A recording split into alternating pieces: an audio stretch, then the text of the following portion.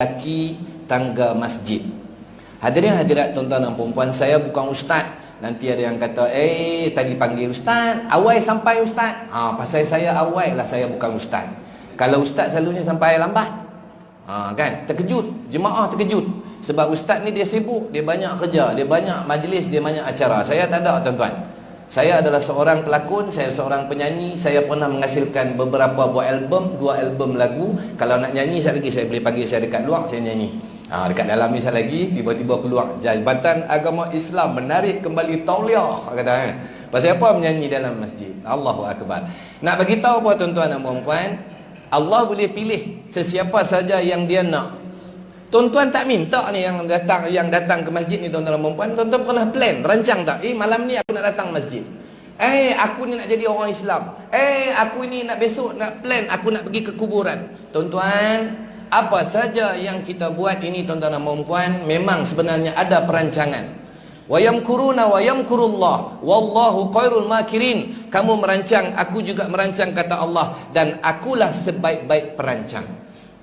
Baik tuan-tuan, mendaki ni tuan-tuan dan puan-puan, satu kerja yang agak sukar. Kalau di Bandar Rincing ataupun di Karya Rincing Hulu ni tuan-tuan, mungkin ada satu belah sana kot, dekat Tesco tu tuan-tuan Haji, rumah flat ataupun apartmen lah.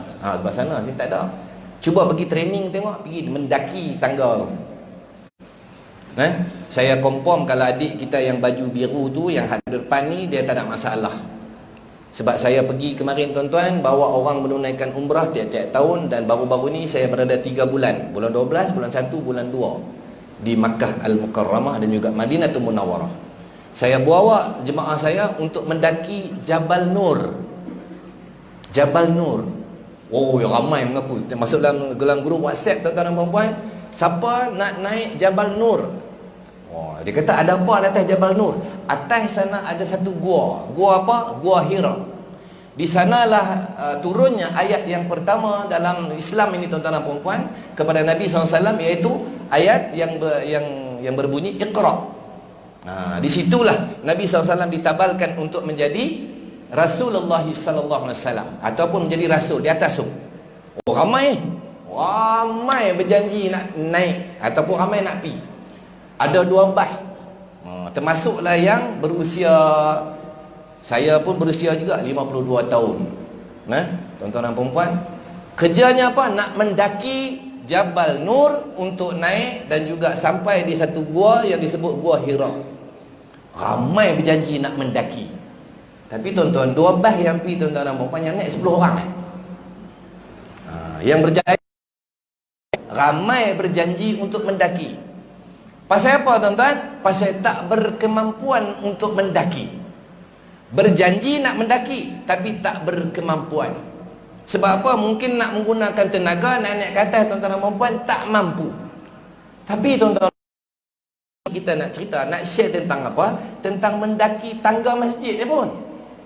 Adakah tangga masjid yang kita naik ni tuan-tuan dan puan-puan tinggi dia macam Gua Hira?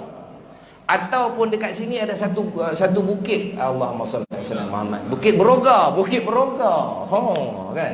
Bukit Beroga yang menyebabkan apa tuan-tuan dan puan-puan, akhir-akhir ini ataupun sekarang inilah tuan-tuan dan puan-puan, masjid ni payah sangat orang nak daki.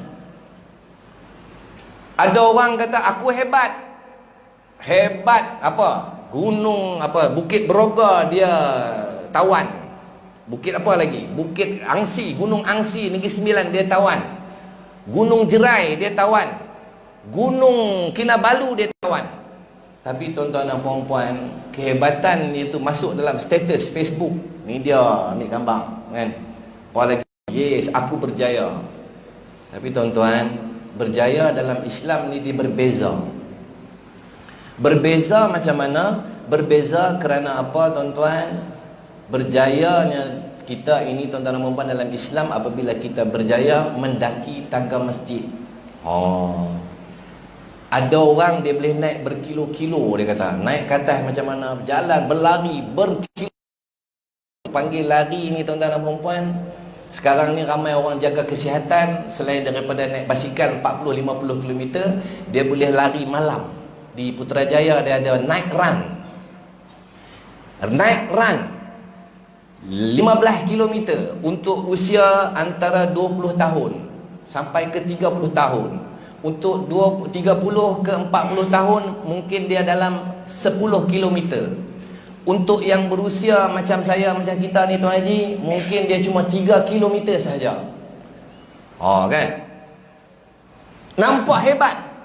Siap ada medal. Ambil gambar lagi, selfie. Aku berjaya lari malam hari.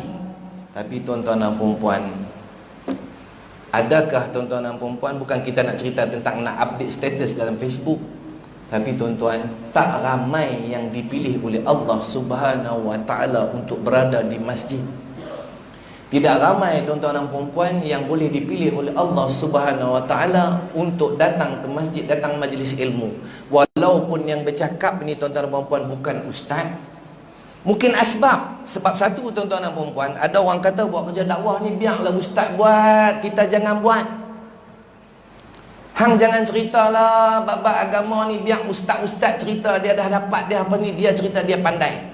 Tuan-tuan, inilah jadi akhir zaman. Tuan-tuan dan perempuan yang saya hormati sekalian, seorang ayah, seorang ibu, seorang perempuan, seorang laki-laki berkahwin, dan apabila mereka berkahwin, mereka akan mendapat anak. Apabila berkahwin